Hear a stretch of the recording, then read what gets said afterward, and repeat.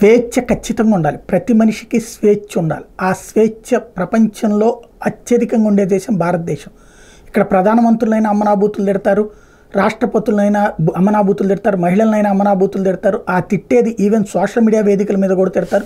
కానీ మాకు స్వేచ్ఛ లేదంటారు. అదొక విచిత్రమైనటువంటి గుణం. విశృంఖల స్వేచ్ఛ అనేటువంటిది ప్రాణాంతకమైన పరిస్థితులకు దారితీస్తుంది.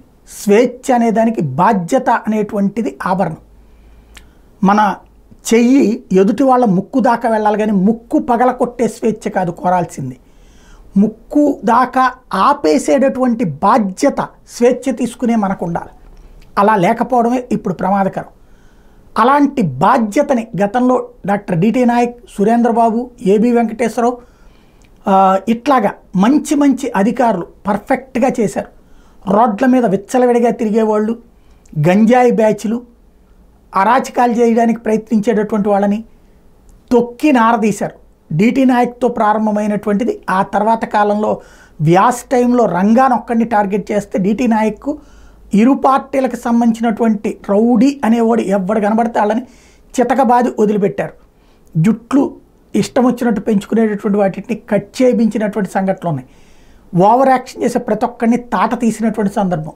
బెజవాడ రౌడీజం 3 దశాబ్దాల రౌడీజానికి తొలి బ్రేక్ ఆయన వేస్తే ఆ తర్వాత వచ్చినటువంటి వాళ్ళల్లో గబ్బర్ సింగ్గా పిలువబడేటటువంటి కేఎస్ఎన్ మూర్తి గారు కావచ్చు, తర్వాత సురేంద్రబాబు గారు కావచ్చు, ఏబి వెంకటేశ్వరరావు గారు కావచ్చు, అందరూ కష్టపడ్డటువంటి వాళ్ళే.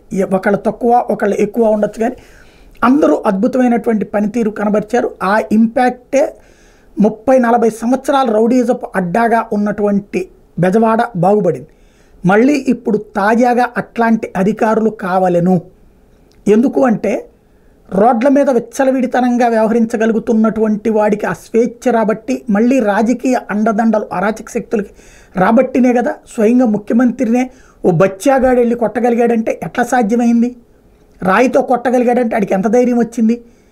తేడా వస్తే పోలీసుడు తంతాడనే భయమే రౌడీజాన్ని కంట్రోల్ చేస్తే, రౌడీజం చేస్తే మనకు వెనకాల ఎమ్మెల్యేలు ఉంటారు, లేకపోతే మాజీ ఎమ్మెల్యేలు ఉంటారు అనేటువంటి ఫీలింగ్ మళ్ళీ వచ్చిందంటే చాలా ప్రమాదకరమైంది.